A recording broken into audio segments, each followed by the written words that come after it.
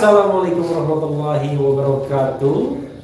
Sobat RH sekalian, jumpa lagi kita di channel yang keren ini.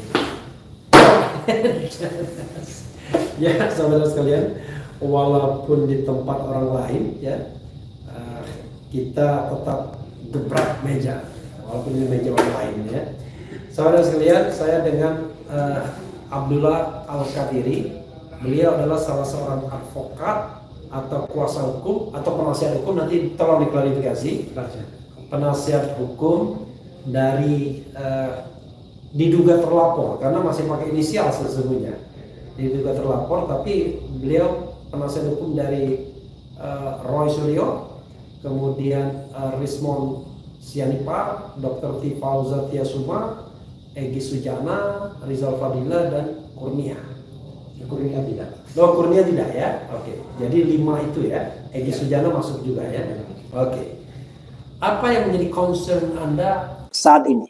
Saya sudah banyak mewawancarai orang-orang yang terlibat dalam advokasi ini. Ada Hozin Nudin, kemudian saya juga wawancara macam-macam, termasuk Ugro Seno, Munarman, ya. Kemudian termasuk kepada calon terbidik ya kan. Roy Suryo, Dr. Tifa, Rismon Sianipar, Rizal Fadila, Egy Sujana saja yang tidak sempat, Kurnia juga. Nah sekarang saya tanyakan, saya tahu paling tidak circumstance-nya ya, bagaimana environment dari kasus ini. Tapi saya ingin tanya, concern Anda sendiri sejauh ini apa? Silakan. Terima kasih. Saya di sini sebagai kuasa hukum, bisa penasihat hukum dari kelima orang yang disebut tadi. Ya kan? Yang mana kan dalam minggu-minggu ini beberapa orang ini dipanggil untuk klarifikasi dan sebagainya. Seperti yang kita ketahui, Pak Jokowi ini kan baru melapor berapa minggu lalu ya, minggu lalu. 30 April, 30 April. Ya. Iya. Yang mana 30 April ini langsung diproses dan sebagainya, tapi in the same time ya kan Egy Sujana dan kawan-kawan ya dari TPUA itu sudah melapor lebih dulu tanggal 9 Desember. Laporannya pertama 9 Desember, baru berproses 9 dan 10 April. Iya, 9 April waktu itu. Iya, tapi 9 Desember sebenarnya laporannya. Ya kan? Nah, faktanya ini juga diproses. Iya. Ya kan? Nah, oleh sebab itu karena sama-sama diproses, ya seharusnya penyidik itu tahu bahwa ada undang-undang yang mengatur bahwa jika ada satu peristiwa dilaporkan lebih dulu, ya kan, ya khususnya peristiwa yang sama ya dilaporkan lebih dulu, itu harus diproses lebih dulu, diproses lebih dulu, bahkan harus dibuktikan lebih dulu. Jika memang tidak terbukti, baru orang itu bisa melaporkan pencemaran nama baik. Itu undang-undang, yaitu Undang-Undang nomor 31 tahun 2014. Itu undang-undang masalah perlindungan saksi dan korban. Pasal 10-nya jelas itu, dinyatakan di situ bahwa pelapor, saksi pelapor dan sebagainya itu tidak bisa dilaporkan, tidak bisa diproses hukum. Ya kan, sebelum selesai prosesnya ini. Nah ini kan faktanya kan dari pihak kita itu kan melapor lebih dulu. Ya. Tapi kenapa penyidik tidak berpegang pada undang-undang? Apa dasarnya? Ini yang juga kami ingin tanyakan pada penyidik. Memang tidak diatur di KUHP, tapi diatur di undang-undang lain. Ya. Dan undang-undang apa tadi? Perlindungan saksi dan korban. Perlindungan saksi dan korban. Nah itu jelaskan di situ dinyatakan. Ya kan, barangkali Bang Refli. Iya, saya bacakan ya. Boleh. Pasal 10 Undang-Undang Perlindungan Saksi dan Korban, Undang-Undang nomor 31 tahun 2014. Iya. Pasal 10 ayat 1, saksi korban, saksi pelaku dan atau pelapor tidak dapat dituntut secara hukum baik pidana maupun perdata atas kesaksian dan atau laporan yang akan, bahkan yang akan, sedang atau telah diberikannya, kecuali kesaksian atau laporan tersebut diberikan tidak dengan itikat baik. Iya. Dalam hal terdapat tuntutan hukum terhadap saksi, korban, saksi pelaku dan atau pelapor atas kesaksian dan atau laporan yang akan, sedang atau telah diberikan, tuntutan hukum tersebut wajib ditunda hingga kasus yang ia laporkan atau ia berikan kesaksian telah diputus oleh pengadilan dan memperoleh kekuatan hukum tetap. Jelas. Jelas. Ya kan? Makanya kami juga menanyakan ya sebagai kuasa hukum dari 5 ya, terlapor tadi, ya kan, mau mempertanyakan dasar apa yang digunakan. Ya kan? Karena dua-duanya lagi diklarifikasi seperti Bang Egy Sujana contohnya itu kan tanggal 9 April itu mulai diproses kan. 9 April, tanggal 11 April dipanggil. Kemudian Bang Medi ya itu 1 Mei, ya kan, baru dipanggil. Padahal itu sama laporan yang lain namanya laporan informasi. Apapun juga namanya ya. Laporan judulnya itu adalah panggilan laporan informasi. Saya jadi heran kenapa kok malah yang ini yang kayaknya lebih didulukan. Ya sebenarnya penyidik nama ini melanggar undang-undang. Karena itu undang-undang loh, bukan Perkap, bukan. Dan ini derajatnya sama dengan KUHP, sama dengan sama dengan KUHAP dan lain sebagainya karena undang-undang. Betul. Memang di KUHAP tidak diatur itu, tapi diatur di undang-undang lain. Tapi ada juga, bro ya, yang terkait dengan Perma nomor 1 1959. Perma itu mengatakan bahwa kalau ada kasus perdata dan pidana berproses, maka didahulukan dulu perdatanya, karena perdata ini untuk menentukan hak keperdataan seseorang. Dalam kasus ini misalnya sudah ada gugatan perbuatan melawan hukum di Pengadilan Negeri Surakarta. Kalau putusannya mengatakan bahwa terbukti ijazah Jokowi palsu atau sebaliknya, maka kan sesungguhnya kan akan berpengaruh secara signifikan terhadap pidananya kan. Kalau memang asli dan itu inkrah dalam putusan pengadilan, maka pidananya kan tidak relevan lagi kalau dia asli. Tapi kalau dia palsu atau tidak asli, maka pidananya menjadi relevan dan tidak relevan pencemaran nama baiknya. Jadi dalam hal ini pelapornya yang dari kita ya, bukan dari Jokowi ya. Ya memang benar. Jadi sebenarnya yang ditubruk ini, bukan ditubruk, artinya yang dirujuk ini seharusnya 2 itu. Satu Undang-Undang Nomor 31 2014, yang satu Perma itu, Perma 119 lebih jelas. Karena bagaimana peristiwa itu kan sebenarnya suatu pembuktiannya itu dibuktikan asli atau tidak. Itu sekarang ada gugatan di Surakarta oleh kawan kami juga Dr. Taufik gitu. Ya kan? Nah, itu harus ditunggu dulu. Baru bisa proses pidananya. Ya kan, dan Perma itu belum dicabut. Perma itu masih ada. Masih berlaku walaupun lama masih berlaku. Apakah polisi tidak paham soal itu atau bagaimana? Seharusnya paham. Kan sudah karena praktek day to day. Iya kan? Satu termasuk juga perlindungan saksi dan korban itu harusnya praktek day to day juga. Jadi tidak hanya ke KUHP dan sebagainya. Tapi dia harus lihat di yang lain. Contohnya kemarin di apa istilahnya itu putusan MK masalah PK itu kan. PK itu kan menggugurkan KUHAP kan, yaitu PK bukan sekali tapi bisa berkali-kali. Tapi di undang-undang lain tetap undang-undang Mahkamah Agung dan sebagainya, kekuasaan kehakiman itu sebenarnya itu tetap PK hanya sekali. Iya kan, seharusnya penyidik itu melihatnya secara komprehensif, bukan sepotong demi sepotong. Ya kan, pasti kan digelarkan dulu dan sebagainya. Kan, bukan pikiran satu orang, saya yakin itu. Gitu. Anda kan termasuk orang yang paham. Dulu salah satu klien Anda itu adalah Anton Permana, ya? Betul. Selain Anton siapa lagi yang Saganda Nainggolan? Ada Jumhur saya tidak langsung tapi saya koordinasi dengan lawyernya. Karena saya ditunjuk oleh kami sebagai koordinator. Siapa lagi? Kami itu Kesatuan Koalisi Aksi Menyelamatkan Indonesia. Silakan. Apa lagi? Itu. Kemudian ada dulu Alfian Tanjung juga. Alfian Tanjung, ya kan.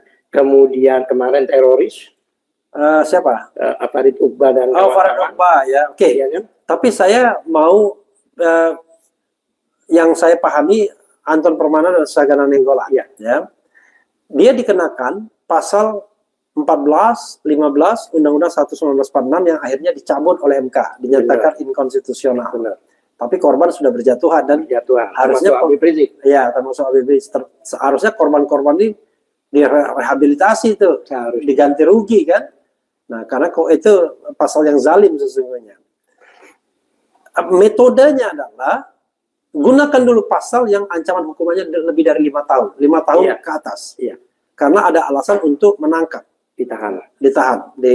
Dan Habib Rizik tidak hanya undang-undang itu, sebelumnya pasal 160 KUHP yang dia ditahan itu. Pertama, karena itu dulu yang diproses kan, ketika dia melakukan menyelenggarakan Maulid Nabi, baru kemudian cerita mengenai rumah sakit di Bogor itu. Nah, sekarang ada pasal yang digunakan kepada klien Anda, pasal 32 dan 35 Undang-Undang ITE. Iya. Yang tidak ada relevansinya sama sekali dengan pencemaran nama baik dan atau fitnah. Iya. Tapi rupanya kalau kita baca surat panggilannya tercantum itu. Iya. Nah, apa yang Anda ingin komentari mengenai fenomena ini? Kan begini, kan bukan mereka saja yang ahli hukum kan. Bukan cuma kepolisian aja, advokat juga ahli hukum. Bahkan kita ini kalau di kepolisian itu bukan sebagai lawan, tapi mitra. Kita tidak bertentangan, tapi kita meluruskan. Sama-sama menegakkan hukum. Ya kan? Nah, memang pasal yang itu kan pasal masalah ada merubah, kemudian merubah, kemudian pokoknya sesuatu yang diutak-utak di sini. Ya, pokoknya dioprak-aprik. Seolah-olah original. Ya itu. Tapi lalu yang satunya menyimpan yang sebenarnya dan kemudian mengubah sehingga menguntungkan dirinya. Kan? Iya. Iya. Itu sebenarnya kan orang-orang ini kan tidak ada yang merubah. Iya. Tidak ada mengganggu-ganggu. Kan mereka ini kan ahli-ahli menganalisa. Ya kan? Ini kan nggak tiba-tiba kan. Kan ada peristiwa sebelumnya persidangan di Solo itu yang Gus Nur sama Bambang Tri itu kan seharusnya ijazah itu dihadirkan di situ. Karena objeknya ini adalah ijazah, tapi kan tidak. Itulah yang menimbulkan teman-teman ingin tahu lebih jauh, ya kan? Bahkan mengkonfirmasikan pada yang bersangkutan.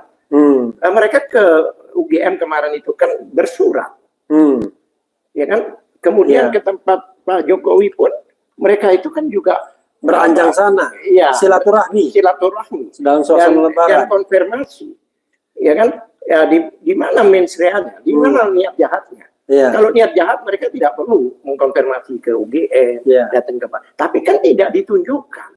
Bahkan saya dengar ditunjukkan pada wartawan dan sebagainya. Kan. Orang-orang ini kan berhubungan juga dengan peristiwa-peristiwa Bambang Tri dan sebagainya itu. Kenapa yang objek yang seharusnya menjadi objek persidangan itu, maka tidak dibuka di situ. Nah itulah mereka penasaran kan. Berlanjut terus sampai ingin membuktikan benar nggak ijazah yang dipunyai itu adalah asli. Begitu. Oke. Nanti ya. Misal dalam pemeriksaan kan kalau tidak salah Anda akan mendampingi, pasti kan nggak mungkin mendampingi semuanya dalam pemeriksaan. Anda rencananya mendampingi siapa? Dr. Rismon. Dr. Rismon. Dr. Rismon ini sama dikenakan juga pasal 32 dan 35. Apa yang akan Anda lakukan seandainya, saya bingung mengatakan penyelidik belum juga kayaknya ya. Sebenarnya itu klarifikator, bukan terminator ya. Iya, klarifikator dari pihak kepolisian, kemudian dalam tanda kutip memaksakan untuk menanyakan hal yang terkait pasal 32 dan 35. Apa sikap Anda nantinya? Nah, dia kan harus menjelaskan di mana deliknya. Di mana ada terbukti bahwa beliau-beliau itu merubah dan sebagainya. Mengganti dan sesuai dengan apa yang dikatakan pasal itu. Mereka harus buktikan, tunjukkan, karena beliau-beliau ini tidak pernah menyentuh. Beliau-beliau ini kan hanya menganalisa dari sesuatu yang memang sudah dikeluarkan sebelumnya dari orang lain, ya kan? Bukan dari mereka loh ya. Yang menyebarkan pertama kali itu bukan mereka. Jadi tiga kejadian. Satu, pertama kali itu ada reuni, di mana slide di belakangnya gede sekali menampilkan ijazah yang kemudian diteliti oleh Rismond, yang kedua oleh Sigit Sunarta, Dekan Kehutanan UGM, dan kemudian ketiga oleh Dian Sandi Utama, kader PSI yang katanya ini loh asli, dan dia tunjukkan foto yang yang berwarna begitu. Nah, atas itulah kemudian Rismond melakukan digital forensik. Itu kejadiannya. Lalu seandainya kalau dipaksakan 3235, Anda akan apa? Walk out? Akan ya sebenarnya ya kita tidak akan mereka lah yang harus menjelaskan ke kita.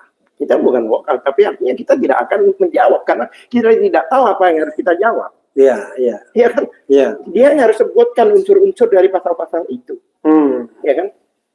Karena kami juga sampai sekarang juga bingung kenapa pasal-pasal tidak ada hubungan ini diterapkan. Ya karena pengen tadi di masa lalu tadi kan selalu digunakan untuk nangkap, untuk menahan. Kalau nggak salah pasal 32 itu maksimal 8 tahun. 8 tahun, 35 12 tahun. 12 tahun. Ya, itu memang sesuai KUHP, ya kan? Itu untuk sebagai menahan. Alasan. Ya, bukan alasan untuk menahan.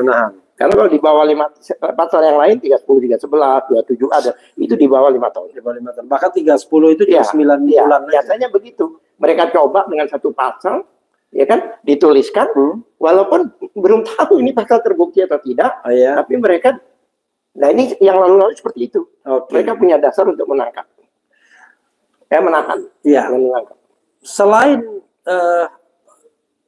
pelaporan Pak Jokowi yang menggunakan pasal 310, 311 dengan ancaman hukuman kurang lebih 9 bulan, pasal 27A dengan ancaman hukuman 4 tahun, pasal 32 dengan 8 tahun, pasal 34 ITE 12 tahun, ada juga dilaporkan oleh pendukung Pak Jokowi di mana-mana, di Polres Jakarta Selatan, di Jakarta, di Polda Metro, Depok, bahkan juga ada juga di daerah Jawa Tengah. Itu pasal 160 KUHP mengenai penghasutan, dan pasal ini cespleng waktu dikenakan pada Habib Rizik. Habib Rizik ditangkap, ditahan gara-gara pasal itu awalnya. Perkara kemudian tidak terbukti, urusan belakang, tapi secara de facto dia ditangkap. Nah, Anda ingin menghindari pasal 32, 35, tapi tiba-tiba polisi memproses pasal 160, gimana? Nah, ya dia harus mempertanggungjawabkan. Karena dia berhadapan dengan ahli hukum juga. Ya kan? Kan bedanya kan kita dengan 3 penegak hukum ini kan ada polisi, ada jaksa, ada advokat. Bedanya sih mereka punya pangkat, kami tidak punya. Tapi banyak kami punya senior. Karena kami punya pangkat sudah banyak lah. Ini advokat yang bintang 3 mungkin kalau diberi pangkat. Ya kan, aslinya bukan kita ini orang awam, ya kan? Ya, tapi kalau mereka menggunakan kekuatan seperti kepada klien Anda, Syahgana Nainggolan dan Anton Permana, ditangkap duluan, kan dia kan main tangkap duluan tuh. Setelah tangkap, ditentukan 1 kali 24 jam jadi tersangka, ditahan. Nah, Andai itu dilakukan pihak kepolisian dengan dasar seperti kepada Habib Rizik, diperiksa, kemudian ditahan dengan pasal 160 KUHP, gimana? Ya, kami akan laporkan. Mereka kan punya pengawas. Ada Propam, ada Wasidik, ada Kompolnas dan sebagainya. Ada Komnas HAM. Kami tidak tinggal diam. Makanya kami kan dibagi 2. Ada litigasi dan non litigasi. Nanti saya kebetulan non litigasi. Oh, non litigasi. Ya kan?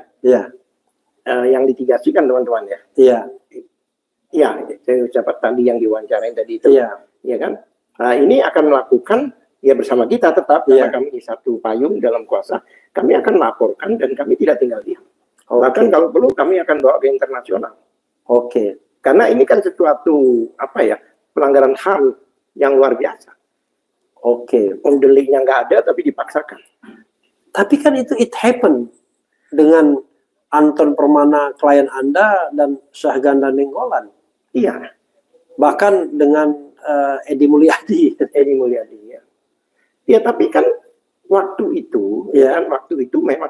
Tapi kalau sekarang ini saya yakin Presiden Prabowo ini kan pasti banyak perubahan.